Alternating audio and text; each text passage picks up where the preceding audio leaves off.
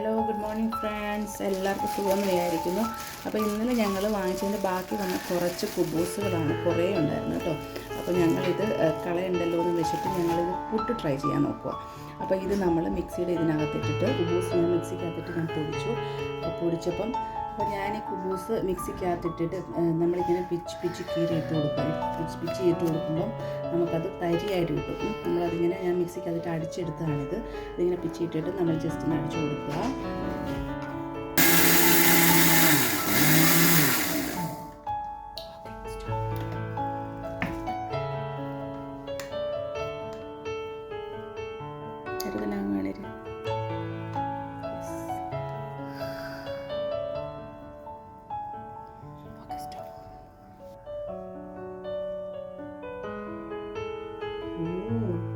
ഉപ്പിട്ട് കൊടുക്കാം കേട്ടോ. ഓൾറെഡി കുബൂസിൽ ഉപ്പ് വരുന്നുണ്ട്, അപ്പോൾ അതനുസരിച്ച് കുറേശ്ശെ ഉപ്പ് മാത്രം നമുക്ക് ഇട്ട് കൊടുത്താൽ മതി. അതിനുശേഷം നമുക്കിത് കുറച്ച് വെള്ളം ഒഴിച്ച് നനച്ച് പുട്ടിന് കുഴയ്ക്കുന്ന പോലെ തന്നെ കുഴച്ചെടുക്കാം. കുറേശ്ശെ വെള്ളത്തിൽ നമ്മളിത് കുഴച്ചെടുക്കുകയാണ്.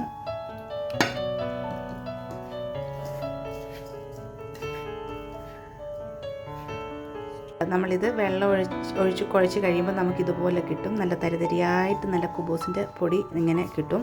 അതിൻ്റെയോടൊപ്പം തന്നെ കുറച്ച് ഞാൻ പുട്ടിൻ്റെ ഇടാൻ വേണ്ടിയിട്ടുള്ള തേങ്ങയും കൂടി എടുത്ത് വെച്ചിട്ടുണ്ട്. അപ്പം ബാക്കി ഇനി പുട്ടിന് ആവി കയറ്റുമ്പോൾ ഞാൻ കാണിച്ചു തരാം കേട്ടോ. അപ്പോൾ ഇനി പുട്ട് വെച്ച് നനയ്ക്കുന്ന പോലെ തന്നെ നമുക്ക് കുറച്ച് തേങ്ങ ഇട്ട് കൊടുക്കാം. തേങ്ങ ഇട്ടു, നമുക്ക് പൊടി ഇട്ട് കൊടുക്കാം. ഇട്ടു കുറച്ചുകൂടി നമുക്ക് തേങ്ങ ഇട്ട് കൊടുക്കാം.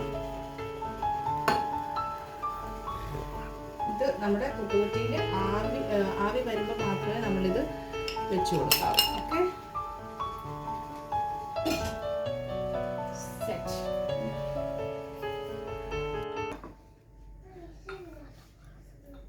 ഫ്രണ്ട്സ്, നമ്മുടെ പുട്ടായിട്ടുണ്ട്. പക്ഷേ ഇത് കുറച്ച് കുത്തി വരുമ്പോൾ അത് കുറച്ച് പൊടിഞ്ഞു പോകും ഫ്രണ്ട്സ്.